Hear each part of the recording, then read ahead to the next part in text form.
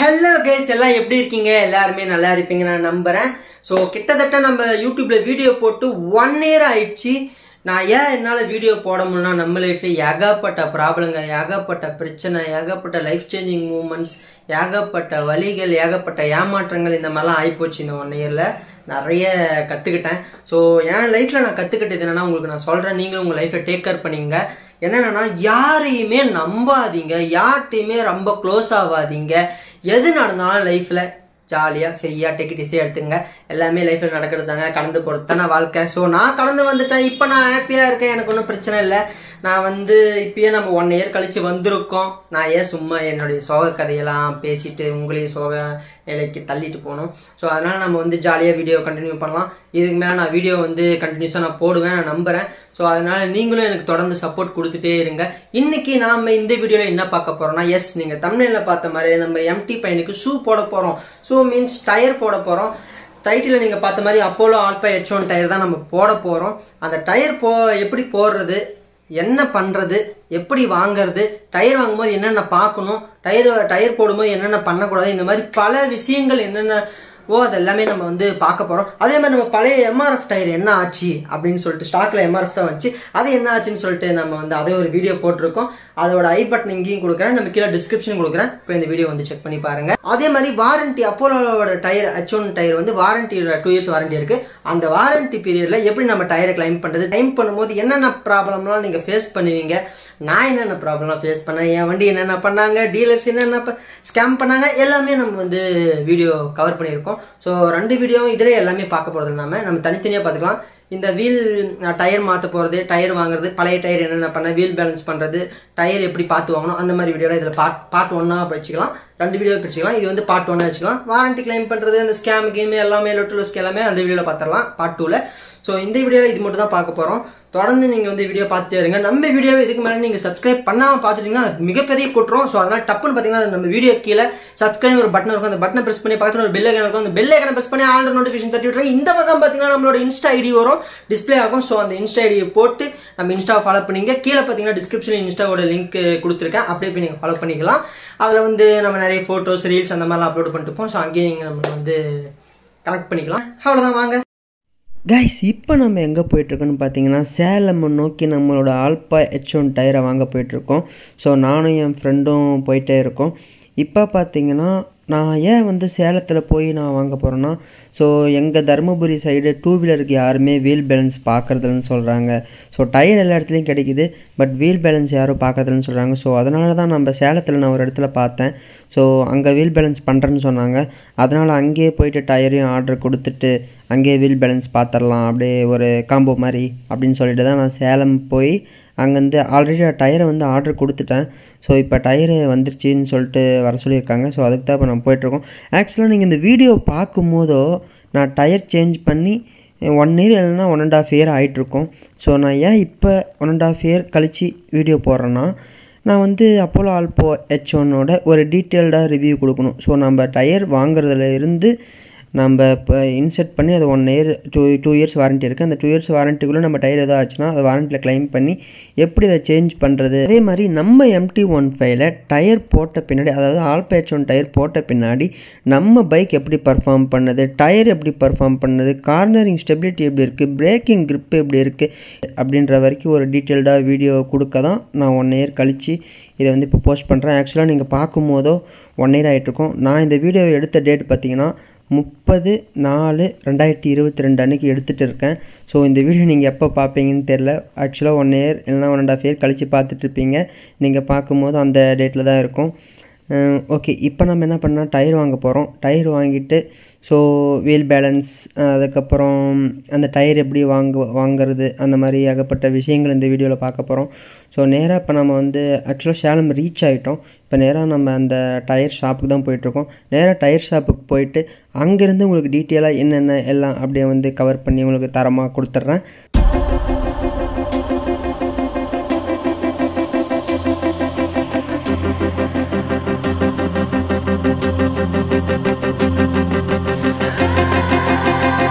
Finally நம்ம tyre shop கிட்ட வந்தாச்சுங்க. இந்த டயர் ஷாப் எங்கே இருக்குன்னு பார்த்தீங்கன்னா, சேலம் அவுட்டரில் கோயம்புத்தூர் போகிற ஹைவேல இருக்குங்க.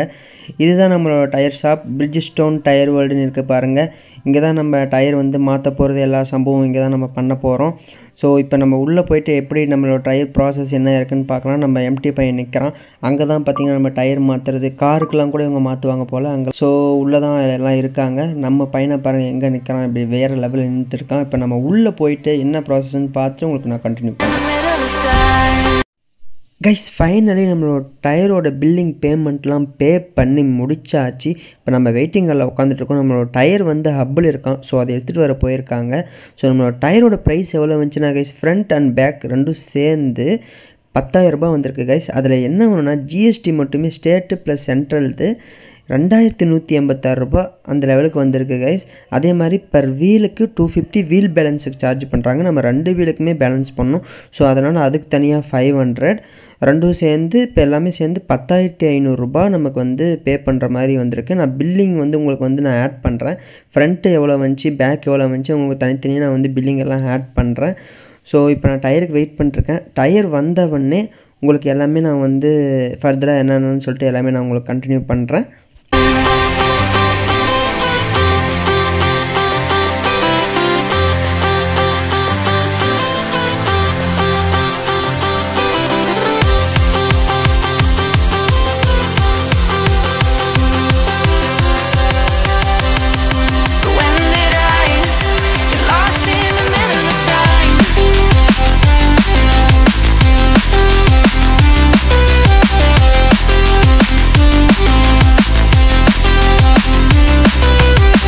கைஸ் இப்போ பார்த்தீங்கன்னா நம்மக்கிட்ட அப்போலோ ஆல்பா H1 டயர் வந்து நம்மக்கிட்ட வந்தாச்சு.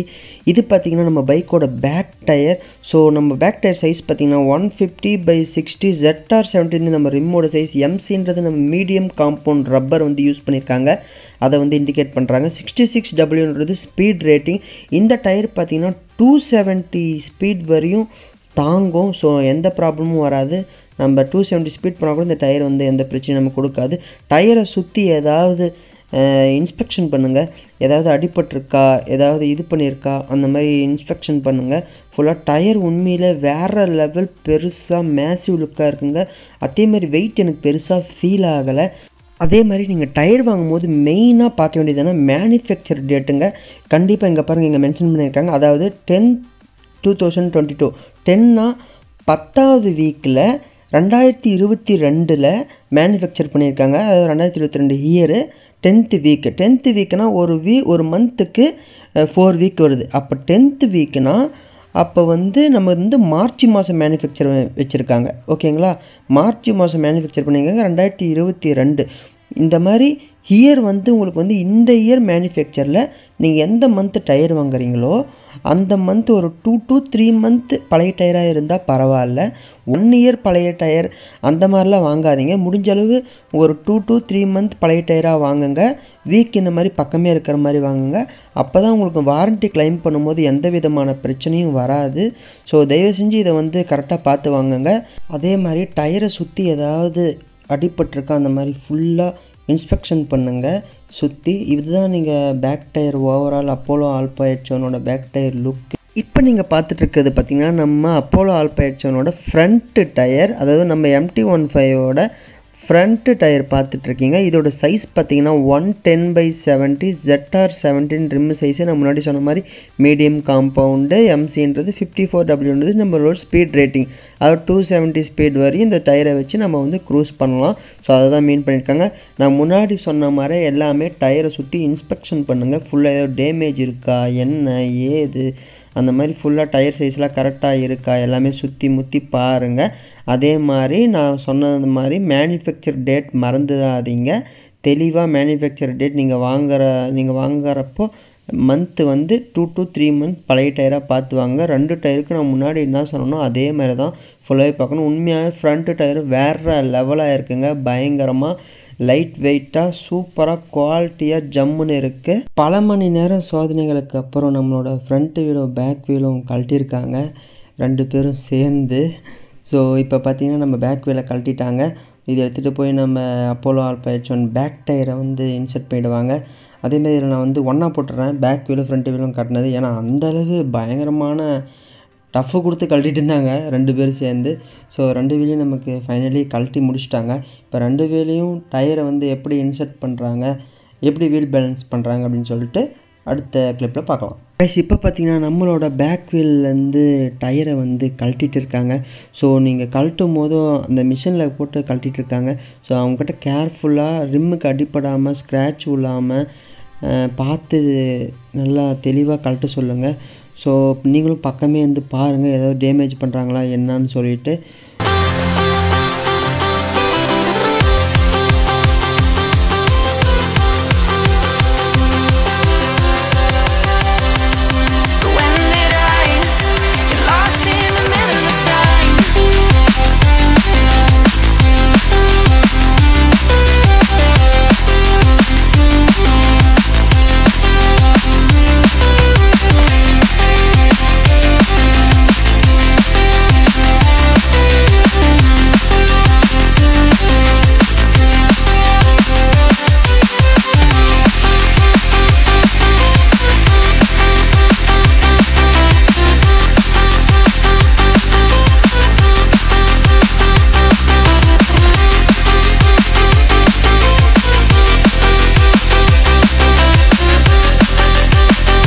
கைஸ் இப்போ பார்த்தீங்கன்னா நம்மளோட பேக் வீலுக்கு வந்து வீல் பேலன்சிங் பார்த்துட்ருக்காங்க. ஸோ வீல் பேலன்ஸ் இப்படி தான் பார்ப்பாங்க. ஸோ ரோல் பண்ணி 2 சைடும் வந்து கரெக்டாக 0-0 வரணும். அப்போ தான் வீல் வந்து பேலன்சிங்காக இருக்குதுன்னு அர்த்தம். ஸோ வீல் பேலன்சிங் வந்து டயர் மாற்றிங்கன்னா மஸ்ட்டாக பண்ணுங்கள். நான் வீல் பேலன்சிங்காக தான் சேலம் வந்து டயர் மாற்றுறேன். ஏன்னா எங்கள் ஊர்லேயே டயர் கிடச்சிது தருமபுரியிலே. ஸோ அங்கேயே நான் மாற்றிருப்பேன். வீல் பேலன்சிங் மெயினாக பண்ணணும், இங்கே தான் பண்ணுறாங்க அப்படின்னு சொல்லி இங்கே வந்து டயரும் சேர்ந்து சரி இங்கேயே மாற்றிடலாம் அப்படின்ட்டு நான் இங்கே வந்து இவ்வளோ தூரம் வந்து மெனக்கட்டு மாற்றிருக்கேன். ஸோ வீல் பேலன்சிங் எதனால் பண்ணால் ஹை ஸ்பீடில் நம்மளுக்கு வந்து ஸ்டேபிளாக இருக்கும். ஸோ எந்த வாப்ளிங்கும் இருக்காது. ஸோ அதனால தான் பண்ணுறோம். டயர் மாற்றினா நீங்களும் மஸ்ட்டாக வீல் பேலன்ஸ் பண்ணிக்கோங்க. இப்போ நம்ம டயரில் பார்த்தீங்கன்னா 35 கிராம், அதாவது ரைட் சைடு ஆட் பண்ணுற மாதிரி வந்திருக்கு. ஸோ 35 கிராம் இப்போ வந்து எடுத்து நமக்கு ஆட் பண்ண போகிறாங்க.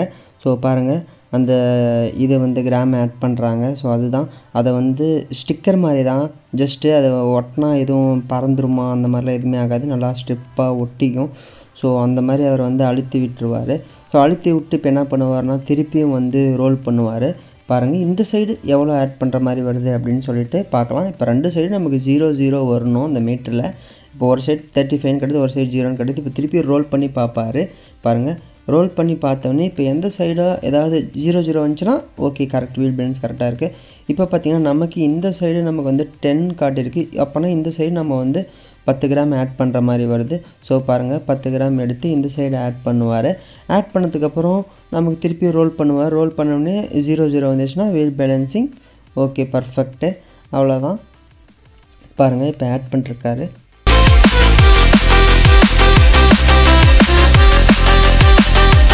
ஃபைனலி இப்போ பார்த்திங்கன்னா நமக்கு 2 சைடுமே 0-0 வந்துடுச்சு.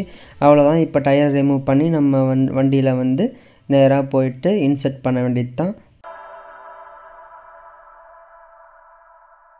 இப்போ பார்த்திங்கன்னா நம்மளோட ஃப்ரண்ட் வீல் பேலன்ஸ் பார்த்துட்ருக்காங்க. ஸோ ரோல் ஆகிட்டுருக்கு. எவ்வளோ கிராம் ஆட் பண்ணுற மாதிரி வரும்னு தெரியல. ஸோ இப்போ பார்த்திங்கன்னா நம்மளுக்கு பார்த்திங்கன்னா டிஸ்பிளேயில் 10 கிராம் ஆட் பண்ணுற மாதிரி காட்டுது. ஸோ இப்போ என்னென்னா நம்ம பைக் ஓட்டிகிட்டு இருந்தோன்னா அதோட ரைட் சைடு வந்து நமக்கு ஆட் பண்ணுற மாதிரி 10 கிராம்ஸ் வந்திருக்கு. ஸோ 10 கிராம்ஸ் எடுக்கிறாங்க. 10 கிராம்ஸை வந்து திருப்பியும் இன்செர்ட் பண்ணிவிட்டு திருப்பியும் ரோல் பண்ணி பார்ப்பாங்க.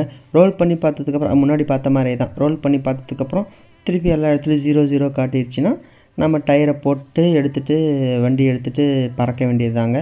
அவர் என்ன சொல்கிறாருன்னா அதாவது நம்ம ஃப்ரண்ட் வீல் வந்து லைட்டாக பெண்டு இருக்கிற மாதிரி தெரியுது அப்படின்ற மாதிரி சொன்னார். பட் ஆனால் நான் ஓட்டும் போது எந்த விதமான பெண்டு எனக்கு ஃபீல் ஆகலைங்க. அதே மாதிரி எனக்கு வண்டி எந்த விதமான வாப்ளிங்கும் இல்லை. ஹை ஸ்பீட்லேயும் சரி லோ ஸ்பீட்லேயும் சரி கார்னரிங் பண்ணும்போதும் சரி எந்த விதமான வாப்ளிங்கும் எனக்கு தெரியல.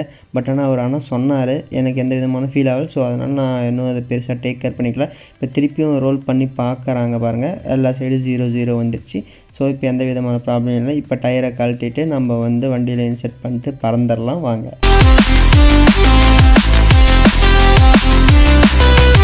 ஃபைனலி நம்ம எம்டி பையன் ரெடி ஆகிட்டான். அந்த அப்போலோ H1 டயருக்கும் நம்ம வண்டிக்கும் வேறு லெவல் செக்ஸி லுக்காக தெரியுதுங்க. ஆல்ரெடி நம்ம பையன் செக்ஸி லுக்கு தான். அந்த டயரை போட்டோடனே இன்னும் செக்ஸியாக தெரியுறாங்க. ஸோ அவ்வளோதாங்க. ஃபைனலாக நம்ம டயர் மாற்றினா என்னென்ன ப்ராசஸ்ன்னு சொல்லிட்டு எல்லாம் நீங்கள் பார்த்துருப்பீங்க. இதெல்லாம் கரெக்டாக நீங்களும் டயர் மாற்றும் போது எல்லாம் பாருங்கள். ஃபைனலி நம்ம டயரை போட்டு முடிச்சாச்சு. இப்போ பார்த்தீங்கன்னா நம்ம என்ன பண்ண போகிறோம்னா அவ்வளோதான், இங்கேருந்து கிளம்ப வேண்டியது தான், ஒரு வேலை முடிஞ்சு. இப்போ நம்ம பழைய டயர், அதாவது நம்ம பழைய ஸ்டாக்கில் வந்த டயர் என்ன பண்ண போகிறோம்னா ஒரு செகண்ட் ஸ்கல்ல எங்கேயாச்சும் இந்த டயரை போட்டு எவ்வளோ தேருதுன்னு பார்க்கலாம். ஓகே கைஸ், இங்கேருந்து நம்ம கிளம்பிடலாம். மீதியை நான் வந்து என்னென்னலாம் மோட்டோ விலாகில் அப்படியே கண்டினியூ பண்ணுறேன். கைஸ் ஃபைனலி இப்போ எல்லா வேலையும் நமக்கு முடிஞ்சிச்சு. இப்போ ஃபைனலி நம்ம வீட்டுக்கு கிளம்பிட்டுருக்கோம். ஆக்சுவலாக நம்ம பழைய டயரு இருந்துச்சிங்க இல்லையா, அது செகண்ட்ஸில் போட்டோம். அது எவ்வளோ தேறிச்சுன்னா வெறும் 100 ரூபா தேறிச்சிங்க, அவ்வளோதான். அந்த டயர் பேக் டயர் ஒன்றுமே இல்லையா, ஏதோ ஃப்ரண்ட் டயர் கொஞ்சம் இருந்துச்சு, அதெல்லாம் சேர்ந்து மிங்கிள் பண்ணி ஒரு 100 ரூபாய்க்கு எடுத்துக்கிட்டாங்க. ஸோ இப்போ நான் டயரை போட்டதுன்னே நம்ம வண்டி என்ன சொல்லுதுன்னா கண்டிப்பாக ஒன்றுமே சொல்லலைங்க. நான் ஃபீல் பண்ணது என்னென்னா போட்ட உடனே எனக்கு பைக் ஸ்லைட்டாக கொஞ்சமாக ஹைட்டான மாதிரி ஒரு ஃபீல் ஆகுது எனக்கு. ஸோ இது என்னுடைய ஒப்பீனியன். மற்றபடி எனக்கு பெருசாக இப்போதைக்கு எனக்கு எந்த விதமான எதுவுமே தெரியலங்க. அதே மாதிரி இப்போ நான் ஒரு கல்லில் இந்த மாதிரி ஜெல்லியாக இருக்கிற இடத்துலலாம் வண்டியை விட்டு ஓட்டினா அப்போது அந்த ஸ்டீல் சவுண்டு கேட்குதுங்க. உள்ள ஸ்டீல் யூஸ் பண்ணியிருக்காங்க இந்த அப்போலோ ஆல்பேச்சோனில். ஸோ அந்த ஸ்டீல் சவுண்டு இப்போ நம்ம காருங்கள்லாம் போகும்போதோ கல்லில் விட்டால் அந்த ஸ்டீல் சவுண்டு கேட்குங்க இல்லையா, அந்த மாதிரி ஸ்டீல் சவுண்டு அப்படியே அழகாக கேட்குதுங்க. அது சூப்பராக இருந்துச்சு. அதேமாதிரி என்ன பண்ணிட்டாங்கன்னா ஆக்சுவலாக டயரே ரொம்ப நேரமாக கழட்டிட்டு இருந்தாங்கல்ல, போடும்போது நம்ம டயரை ஓவர் டைட் வச்சுட்டாங்களாட்டங்குது. ஸோ வீல் ரொம்ப டைட்டாக சுற்றுற மாதிரி இருக்குது. ஸோ அதை போய் நம்ம ஊருக்கு போயிட்டு நம்ம மெக்கானிக் அண்ணாக்கிட்ட கொடுத்து அதை கொஞ்சம் கரெக்ட் பண்ணிக்கணும். ஸோ மற்றபடி வீல் பேலன்ஸ் பண்ணுறது, ரிம்மை மாற்றுறது, டயரை மாற்றுறது, அடிப்படாமல் எல்லாமே நீட்டாக பண்ணி கொடுத்தாரு. பட் இந்த டயரை நம்ம கரெக்டாக நம்ம வண்டியில் போகிறதுல மட்டும் ஏதோ கொஞ்சம் சம்பவம் பண்ணி விட்ருக்காரு, டைட்டாக இருக்குது. ஸோ அதை நம்ம ஒன்றும் பிரச்சனை இல்லை, நம்ம ஊருக்கு போய் பார்த்துக்கலாம். அவ்வளோதாங்க இந்த வீடியோ இதோட நான் என் பண்ணிக்கிறேன். என்னடா வாரண்ட்டி பற்றிலாம் பேசுகிற, டயர் ரிவ்யூ பற்றிலாம் பேசுகிறேன்னு சொல்லிட்டு சொன்னேன், அதெல்லாம் சொல்லவே இல்லைன்னு நீங்கள் கேட்கலாம். ஸோ இதுவே பாருங்கள் பெரிய வீடியோவாக போயிடுச்சு. ஆக்சுவலாக இந்த வீடியோ 1 இயர் எடுத்ததுக்கு அப்புறம் தான் நீங்கள் பார்க்க போகிறீங்க. அதை நீங்கள் பார்க்கும்போது வாரண்ட்டி வீடியோ எனக்கு ரெடி ஆகிட்டு இருக்கும். ஸோ இந்த வீடியோவில் அப்படியே நான் கண்டினியூ பண்ணி போட்டேன்னா வீடியோ பாருங்கள் இதுவே பெருசாக போயிடுச்சு. ஸோ அதனால் இது பார்ட் 1 இருக்கட்டும். பார்ட் 2ல் ரெடியாக இருங்க, நிறைய சம்பவம் இருக்குது. ஏன்னா இப்போ நம்ம பார்த்துட்டு வந்தோம் இல்லையா, அந்த டீலர்ஸ் என்னை ஸ்கேம் பண்ணாங்க. அதே மாதிரி என்னை டயர் வாரண்ட்டி கிளைம் பண்ணும்போது அப்போலோ கிட்ட ஒரு டேர்ம்ஸ் அண்ட் கண்டிஷன்லாம் பயங்கரமாக சொன்னாங்க. ஏகப்பட்ட சம்பவம் நடந்திருக்கு. அதை நம்ம பார்ட் 2ல் பயங்கரமாக பார்க்கலாம். பார்ட் 2ல் என்னென்ன பார்க்க போகிறோன்னா நம்ம டயர் எப்படி அப்போலோ ஆல்பேச்சோன் டயரை வாரண்ட்டி கிளைம் பண்ணுறது, அண்ட் டயர் என்னுடைய ரிவ்யூவில், அதாவது என்னுடைய பர்சனல் ஒப்பீனியனில் டயர் என்ன மாதிரி பர்ஃபார்ம் எனக்கு பண்ணுச்சு, டயர் போட்ட அப்புறம் நான் ஃபீல் பண்ணது, அதாவது வண்டி என்ன மாதிரி பர்ஃபார்ம் பண்ணுச்சு, அதே மாதிரி கார்னரிங் எப்படி இருந்துச்சு, பிரேக்கிங் எப்படி இருந்துச்சு, வெட் கிரிப் எப்படி இருந்துச்சு, இந்த மாதிரி நிறைய விஷயங்களை பற்றி நம்ம பேச போகிறோம். அதேமாதிரி வாரண்ட்டி கிளைம் பண்ணும்போது என்னுடைய வண்டி சில பல டேமேஜெலாம் பண்ணாங்க. ஸோ அந்த சம்பவம், என்னை ஸ்கேம் பண்ண சம்பவம், எல்லாமே நிறைய விதமான சம்பவம் மரண வெயிட்டிங்கில் இருக்குது உங்களுக்காக. அதெல்லாம் தெரிஞ்சுக்கணுன்னா நீங்கள் மறக்காமல் நம்ம சேனலை இந்த வீடியோ கீழே ரெட் கலரில் சப்ஸ்கிரைப்னு ஒரு பட்டன் இருக்கும், சப்ஸ்கிரைப் பட்டனை ப்ரெஸ் பண்ணி பக்கத்தில் ஒரு பெல் ஐக்கனை ப்ரெஸ் பண்ணி ஆல் நோட்டிஃபிகேஷன் கிளிக் பண்ணிடுங்க. இந்த வீடியோ பிடிச்சிருந்தால் லைக் பண்ணுங்கள், கமெண்ட் பண்ணுங்கள். மற்றவங்க யாராச்சும் MT5 ஓனர்ஸ் இல்லை அப்போலோ ஆல்பேச்சோன் யாரோ டயர் வாங்கணும் அந்த மாதிரி ஒரு ஐடியாவில் இருந்தாங்கன்னா அவங்களுக்கு இந்த வீடியோவை ஷேர் பண்ணி விடுங்க. தொடர்ந்து உங்கள் சப்போர்ட்டை கொடுத்துட்டே இருங்க. இந்த வீடியோ இதோடு என் பண்ணிக்கிறேன் கைஸ். Tata, bye bye.